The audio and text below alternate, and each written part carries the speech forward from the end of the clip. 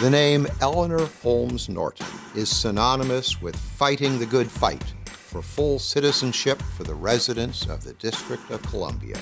And when I taught at Harvard, I told my kids there's no congressman in an urban area that's delivered more for an urban area. And I'm looking all over the country at some great congresspeople than Eleanor. My great-grandfather was a runaway slave from Virginia who simply walked off the plantation and walked to the District of Columbia, planted his roots here with a family, including my own grandfather, who was one of the first African Americans in the DC Fire Department. A proud third-generation Washingtonian, Eleanor Holmes grew up in the 1400 block of W Street Northwest and graduated from DC's historic Dunbar High School. While an undergraduate at Antioch College in Ohio, she headed the school's NAACP chapter, working to desegregate local theaters and restaurants. By the time of her graduation in 1960, she had already been arrested during sit-ins organized in D.C., Maryland, and Ohio. And as she earned a master's in American Studies and then a law degree at Yale, she participated in Freedom Summer, registering black voters across Mississippi. It was a life-changing experience. Recruited by Bob Moses, she was met in Mississippi by Medgar Evers. A day later, waking up in her destination of Greenwood, Mississippi, she learned that Evers had been murdered the night before. The experience galvanized the second-year law student. After law school and a clerkship, Norton took a job as the assistant legal director of the American Civil Liberties Union in New York City.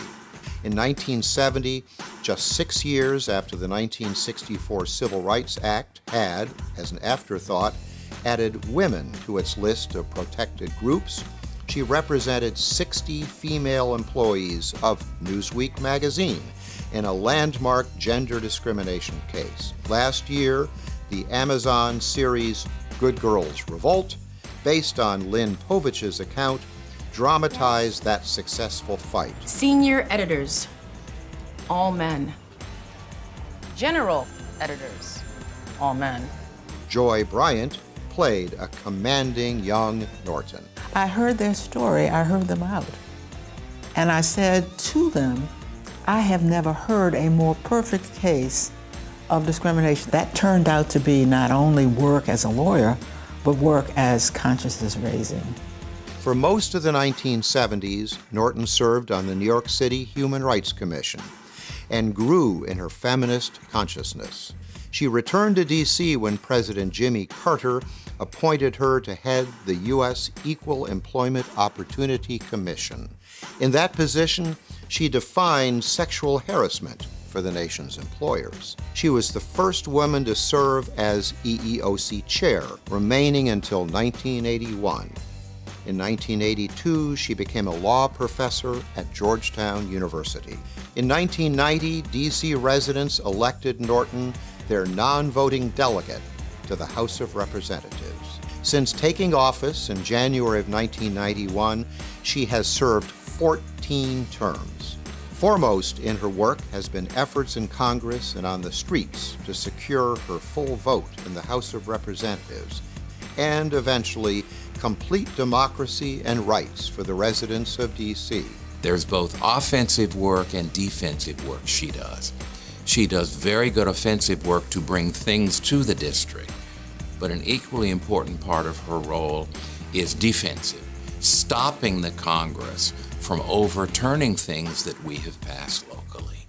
Yet even without a vote, Norton counts many achievements for her constituents. Thanks to her tenacity and hard work, D.C. students now receive $10,000 per year to attend any public university in the nation. She is responsible for tax credits for first-time D.C. homebuyers that helped increase home ownership, and also wage credits for businesses that employ D.C. residents.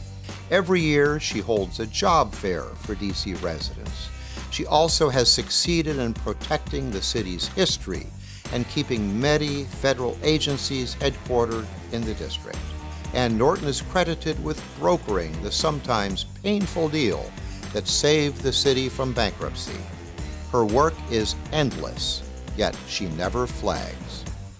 I think that Eleanor Holmes Norton is a treasure here in the District of Columbia. She has been one of the greatest champions for the residents of the District of Columbia that it has ever had.